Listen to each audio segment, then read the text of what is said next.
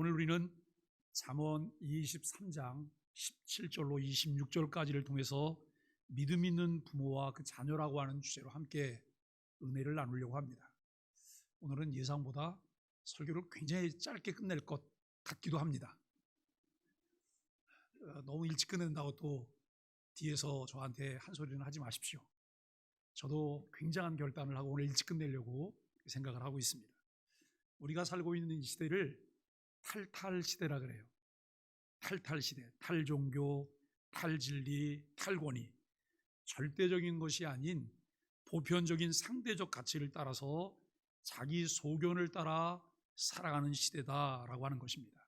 근데 여러분, 그러면서도 우리가 꼭 짚고 지나가야 될 것은 다른 것과 틀린 것은 같은 건가요? 다른 건가요? 다른 것과 틀린 것은 같은 것이 아니에요. 다른 것은 오답은 아닌데 나와 생각이 다를 수 있는 거예요. 그런데 틀린 것은 오답인 거예요. 오늘날 우리는 절대 진리가 없다고 생각하는 사람들 속에서 살아가고 있습니다. 현대사회는 누구든지 자신의 생각이나 가치관을 다른 사람들에게 강요해서는 안 된다고 말을 하고 있습니다. 시대사조, 시대 정신이 있지만 영원히 변하지 않는 진리가 있습니다. 성경은 인생이 따라야 할 지혜와 걸어야 할 바른 길이 있고 그 길이 인간의 바른 도리라고 말하기도 합니다. 모든 부모는 자녀들이 잘 되기를 바랍니다. 혹은 자녀들에게 옛날에 이렇게 욕을 하는 놈들이 있어요. 우그라질 놈이라고. 네? 우그라질 놈. 이거 굉장히 나쁜 욕이에요. 그런데 정말 내 자식이 그렇게 되기를 바라는 마음으로 욕했을까요? 그건 아니거든요.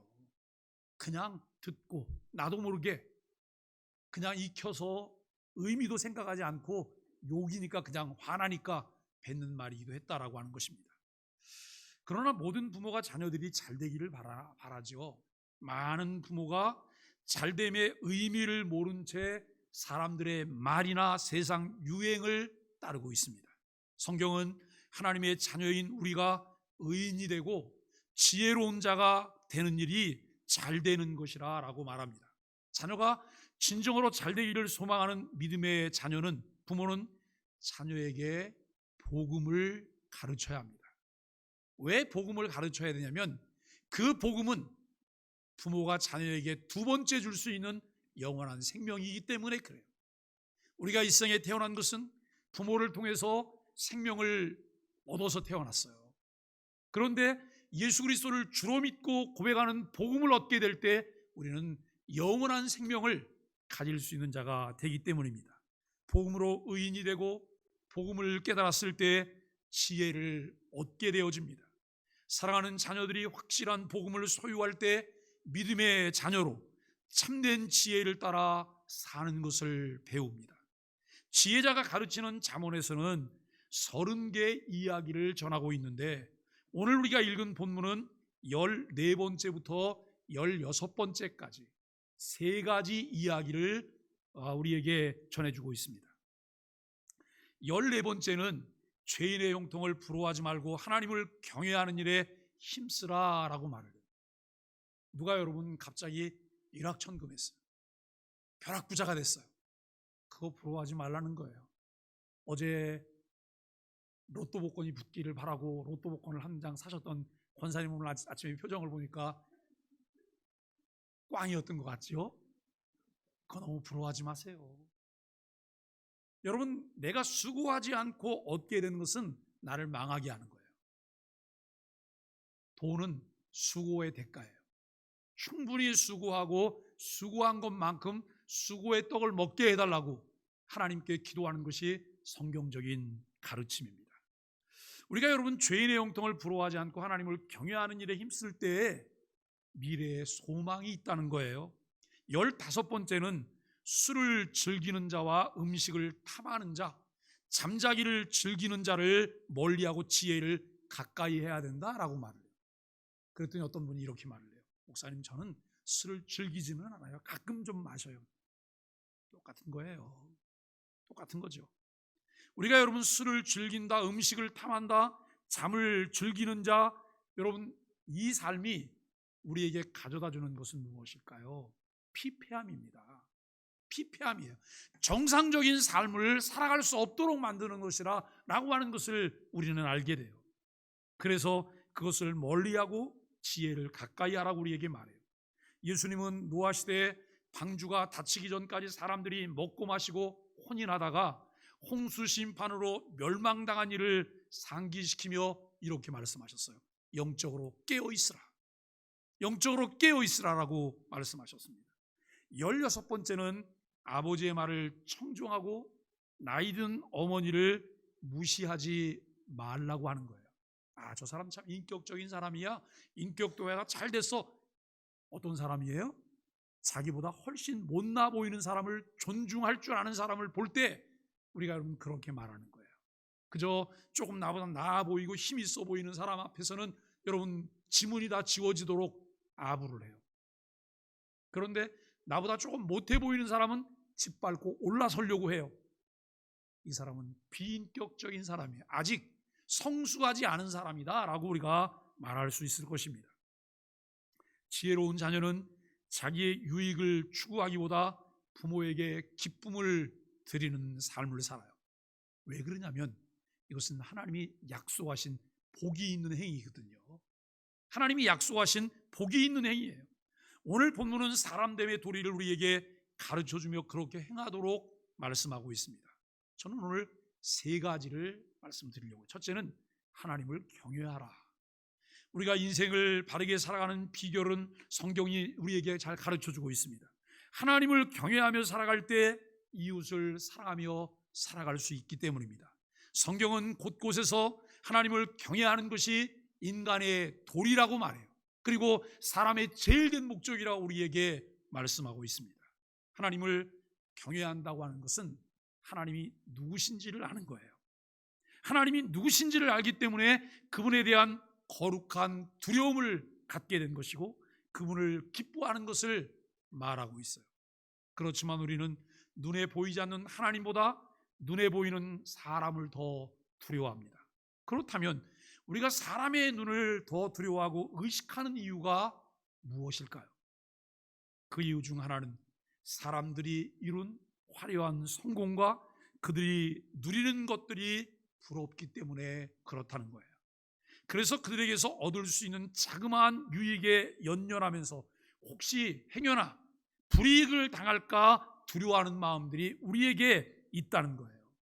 하나님은 당신을 경외하는 자들을 통해서 하나님의 주권을 따라 약속하신 것을 이루십니다.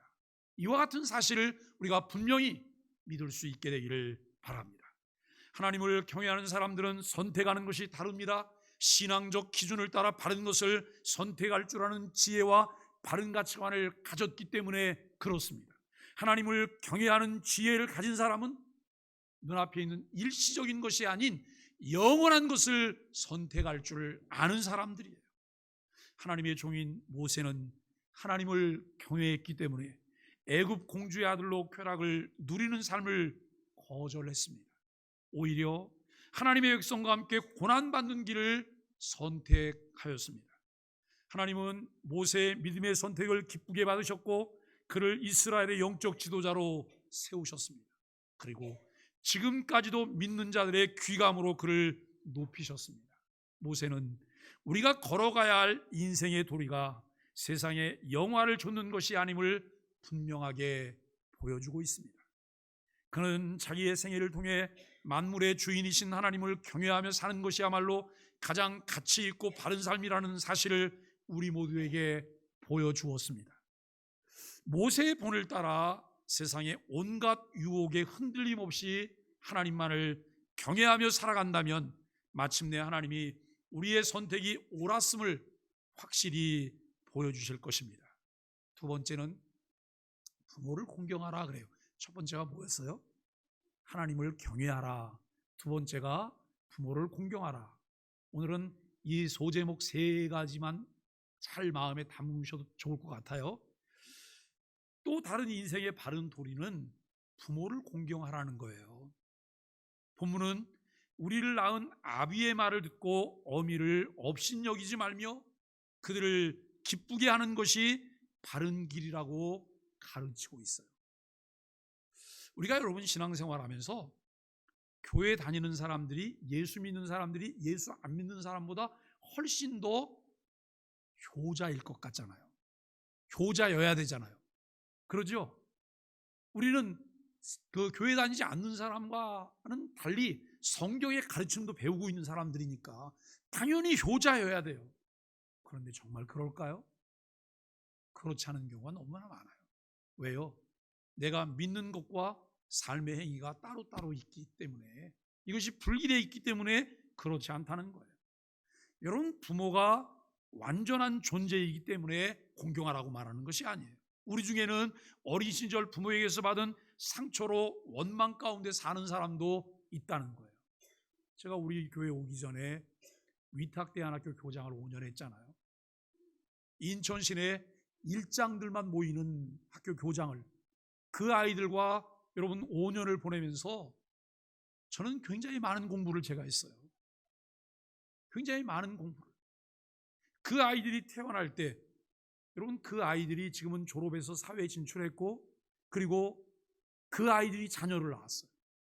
아이들을 키우는 아이들이 있어요. 그러면서 그 아이들을 얼마나 이뻐하면서 키우는지 몰라요. 그런데 이 아이들이 태어날 때도 그렇게 사랑받으며 귀히 여기며 태어났던 아이들이에요.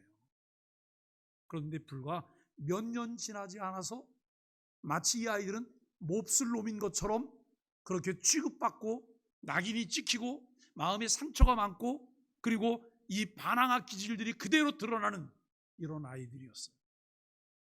근데 여러분, 그 아이들의 마음을 사는 데는 그렇게 시간이 오래 걸리지 않더라고요.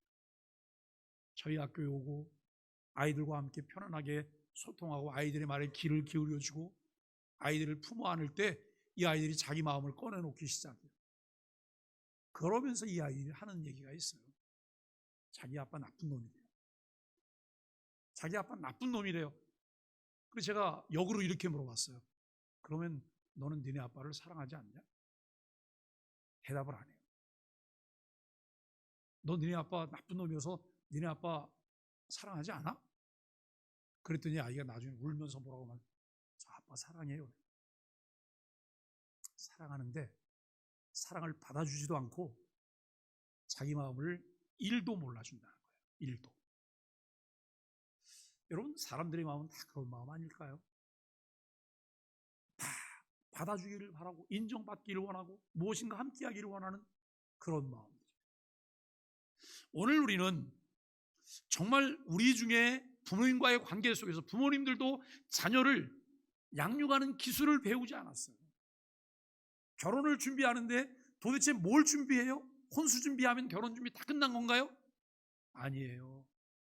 결혼 준비는 상대를 아는 거예요. 상대가 누구인가, 부부는 무엇인가, 가정은 무엇인가, 그리고 가정을 통해서 자녀가 양육돼서 출산하면 여러분 자녀를 어떻게 양육해야 하는 것이 옳은지, 자녀 양육에 가는 것을 배우는 것, 이것이 결혼 준비를 하는 것 아닐까요? 아무런 준비도 하지 않고 결혼해서 그냥 좋아서. 근데 결혼해 놓고 보니까 마냥 좋기만 해요.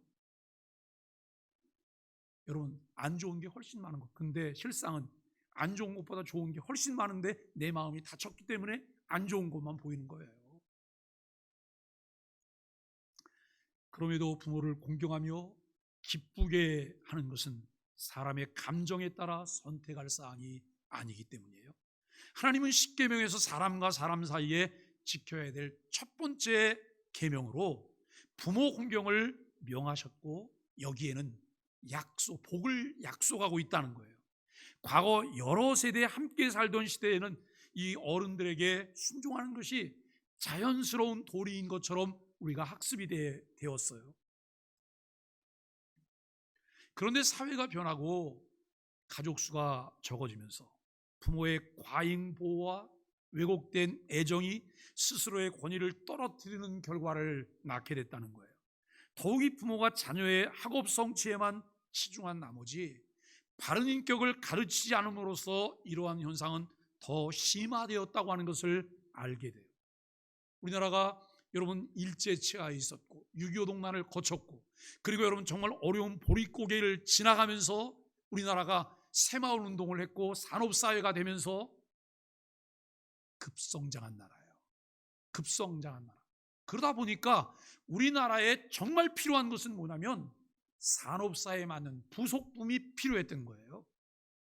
그래서 너도 나도 획일화된 부속품을 찍어내는데 온 힘을 기울였어요. 온 힘을. 그래서 여러분 그냥 줄 세우는 거예요. 주입식으로 모든 것을 강요해서 여러분 것을 따라오게 했어요. 그런데 1900년대 여러분 말에 우리나라는 치명타를 한 대 맞았잖아요. 그리고 우리나라가 그냥 전체가 다 휘청 한번 했잖아요. 그게 뭐예요? IMF라고 하는 거예요. 이 IMF는 우리 사람들의 생각을 바꿨어요. 지금까지는 그냥 어디다가 납품하는 부품만 잘 찍어내서 하면 되는 것이었어요. 그래서 여러분 직장에서 유능한 사람은 그 일에 성실하게 잘할 수 있는 사람이 유능한 사람이었어요. 그런데 IMF를 맞이하고 난 다음에 우리나라는 나라가 선진국 형태로 바뀌기 시작했어요. 이제는 하청업체가 아닌 원청업체가 되고 여러분 그리고 이제 이 아이디어를 가지고 먹고 살아야 되는 그런 나라로 우리나라가 탈바꿈 한 거예요. 그러니 그전까지는 그냥 획일적인 것을 배워서 똑같이 가기만 하면 돼. 성실하게 늘 그 자리를 잘 지키면 이 사람은 유능한 사람이었어요. 그런데 이제는 생각할 줄 아는 사람이 돼야 돼요. 사고할 줄 알아야 되고 아이디어를 만들어낼 줄 알아야 되고 창의적인 사람이 인재가 되는 거예요. 사랑하는 여러분, 그럼에도 불구하고 부모는 다른 사람이 이 교육을 하니까 우리도 그 교육을 해야 되는 거예요. 학원을 몇 군데씩 보내야 되는 거예요. 요즘 정말 안타까운 것은 어떤 것이냐면 부모님들이 맞벌이를 하느라고 자녀를 돌볼 수 없어서 몇 군데 학원을 돌리는 거예요. 초등학교 1학년도 여러분 몇 군데 학원, 마지막 태권도까지 돌아갔다가 집에 돌아오면 밤에 돌아오는 거예요. 과연 뭘 가르치고 있는 걸까? 이게 과연 바람직할까? 이 고민을 우리는 너무나 많이 해봐야 됩니다. 부모들이 자녀들의 학습에만 관심을 기울인다면 자녀들에게 필요한 도덕적, 인격적 훈련을 놓칠 수 있음을 명심해야 할 것입니다. 우리는 자녀들에게 부모의 권위에 순종하도록 가르치고 나아가 하나님께 순종하는 사람이 되도록 양육해야 합니다. 하나님을 경외하고 부모를 공경하는 것은 인간의 기본 도리입니다.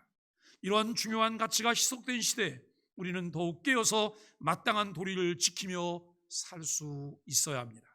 그리고 우리 자녀들에게 세상의 지식과 성공을 가르치기에 앞서서 하나님을 경외하는 마음과 하나님께 세우신 공동체의 질서와 부모의 권위에 순종하는 법을 가장 먼저 가르쳐야 합니다.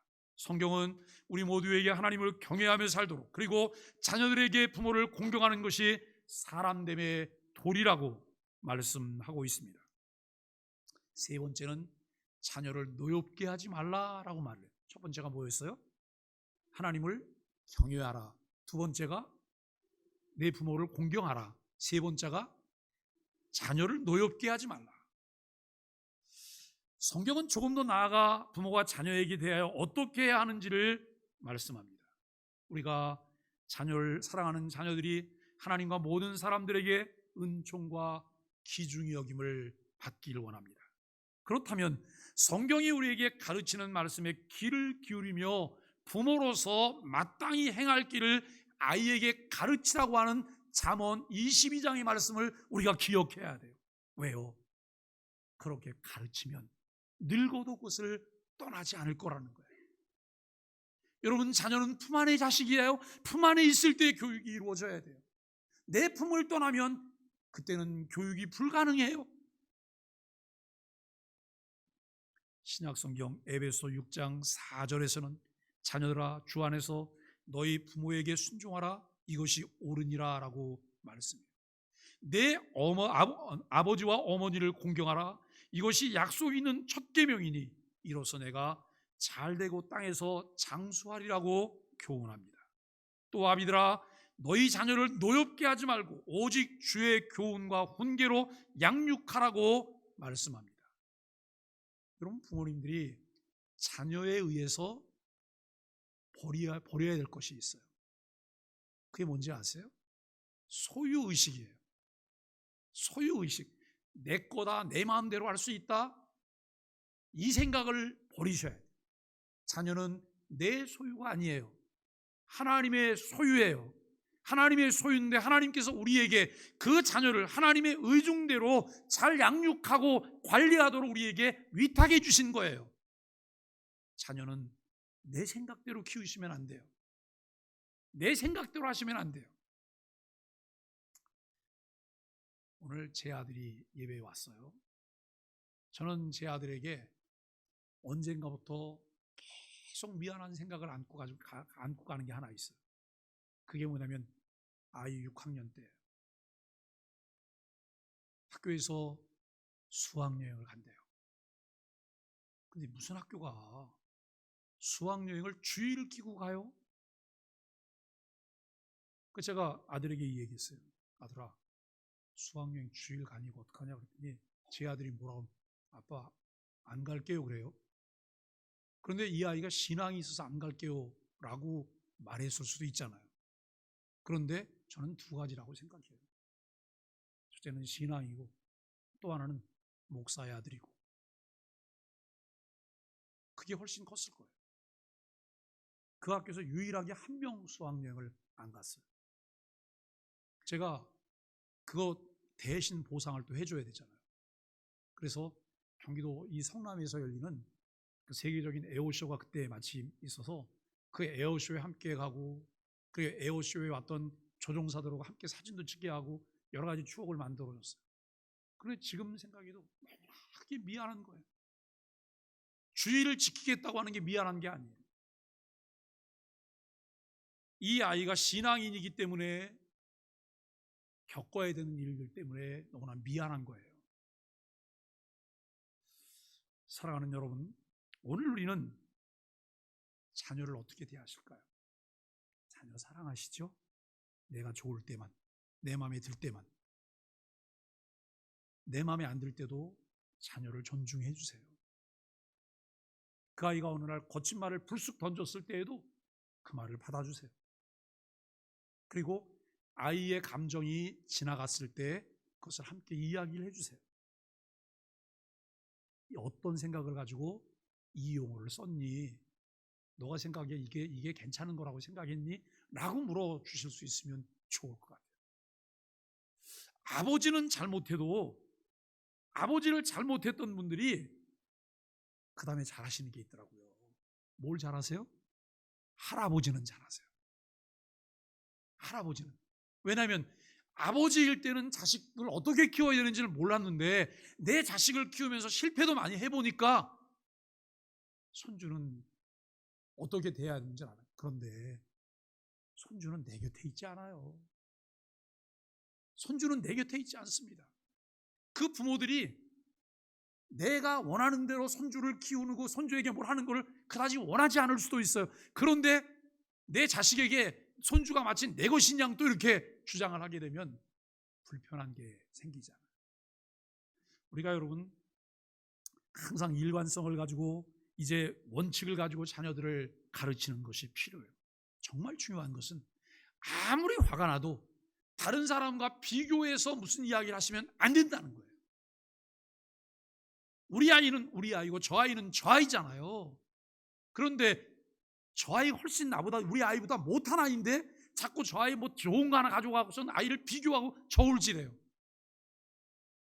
이거 천하의 무식한 짓이에요. 이거 하시면 안 돼요. 자녀 마음에 대못을 박는 거예요.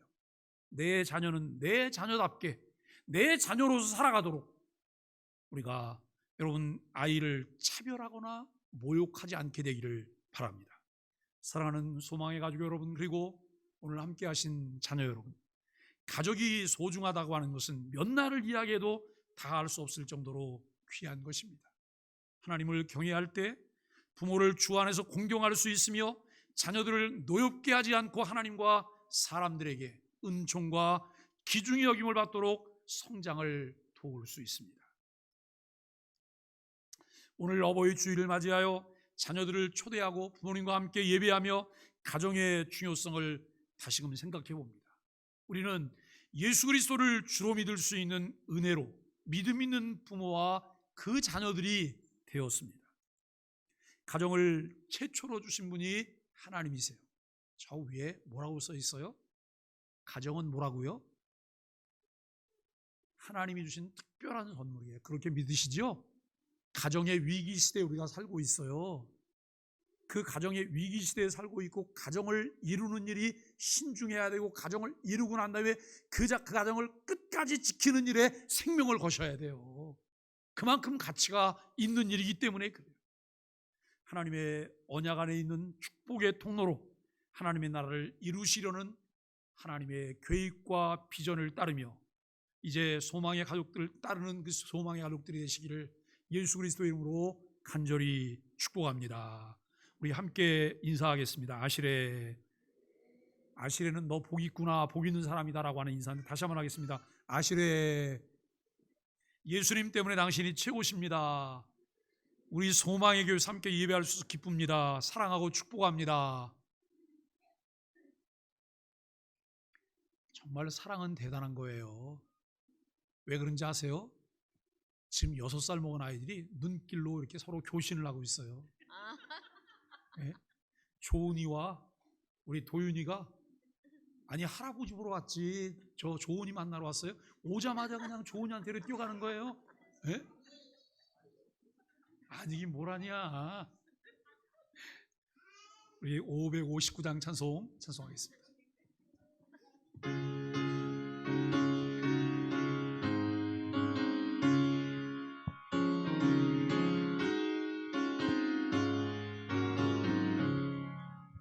사철의 봄바람 불어있고 하나님 아버지 모셨으니 믿음의 반석도 든든하라. 우리 집 즐거운 동차리라.